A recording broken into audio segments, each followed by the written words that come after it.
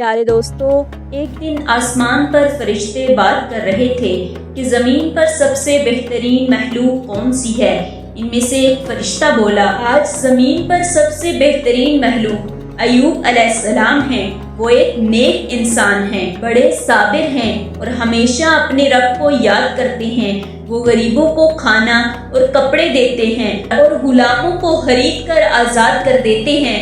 ہر حال میں اللہ کا شکر ادا کرتے ہیں۔ شیطان جو پاس ہی تھا یہ سب سن کر بہت غصہ ہوا۔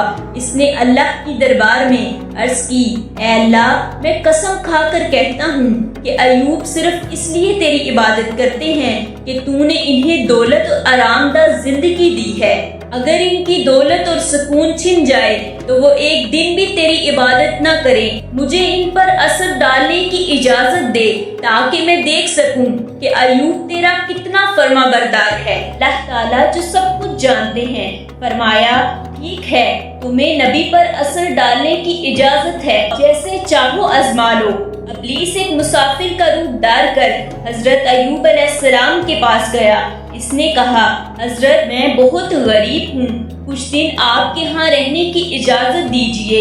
ایوب کو اس پر شک ہوا کیونکہ اس کے جسم سے عجیب بدبو آ رہی تھی۔ انہوں نے پیسے دے کر کہا، کہیں اور جا کر رہنے کا انتظام کرو۔ شیطان اس سلوک پر ناراض ہو کر واپس چلا گیا اور نبی کو نقصان پہنچانے کا سوچنے لگا۔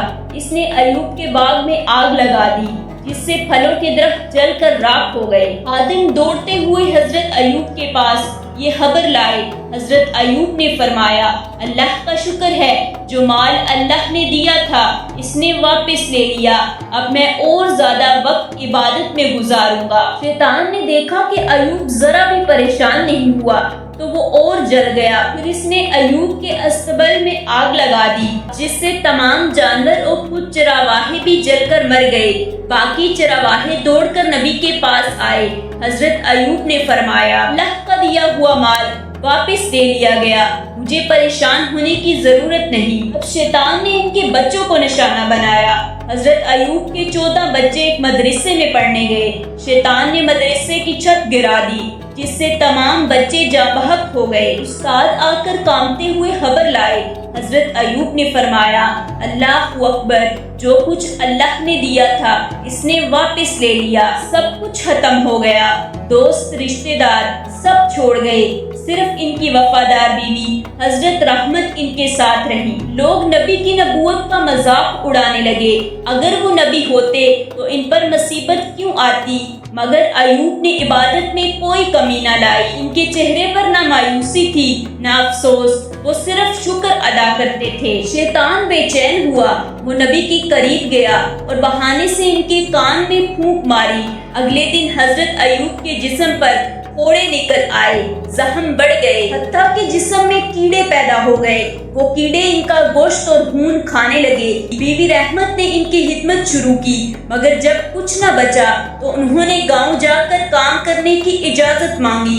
ایوب نے روتے ہوئے اجازت دی۔ رحمت گاؤں میں نوکری کرنے لگی، تھوڑا بہت کماتی تھی، ان سے شوہر کا علاج اور خوراک کا انتظام کرتی۔ ایک دن حضرت ایوب نے گرے ہوئے کیڑے کو دوبارہ جسم پر کھانے کو کہا، یہ بھی اللہ کی مخلوق ہے، اگر میرے جسم کا گوشت ان کی غذا بن رہا ہے تو یہ بھی تو عبادت ہے۔ 18 سال تک اسی حالت میں رہے۔